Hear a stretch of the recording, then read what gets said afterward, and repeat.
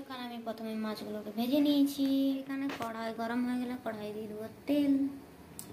তো তেলটা গরম হয়ে গেছে, এবার দেবো এটাতে পেঁয়াজ কুচি।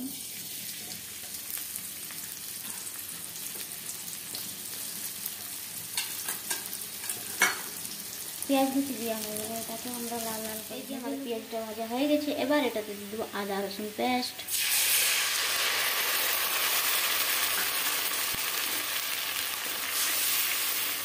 এটা এখন ভালো করে মশলাটা ভেজে নেব।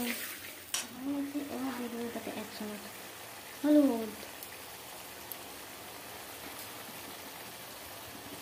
1 চামচ জিরে গুঁড়ো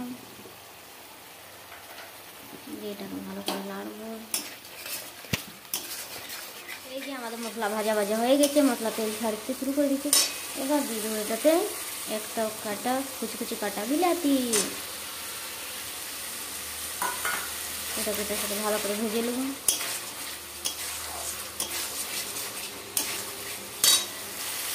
এবার এটাতে দিয়ে দেবো আমরা 1 চামচ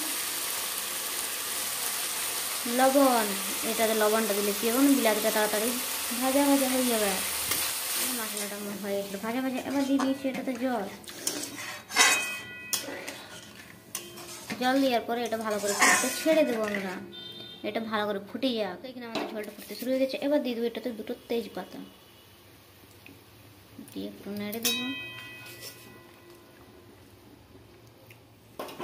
আমাদের ঝোলটা একদম ভালোভাবে ফুটে গেছে। এবার এটাতে ছেড়ে দেবো মাছগুলো।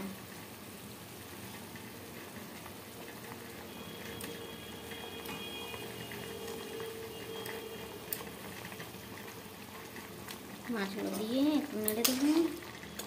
তারপরে এটা আরও 1 থেকে 2 মিনিট ছেড়ে দেবো আমরা এটা ফুটতে।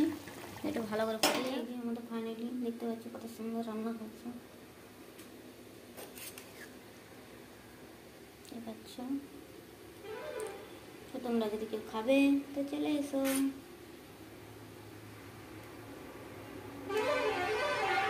আর যদি ভিডিওটা ভালো লেগে থাকে তো লাইক করে দিবে।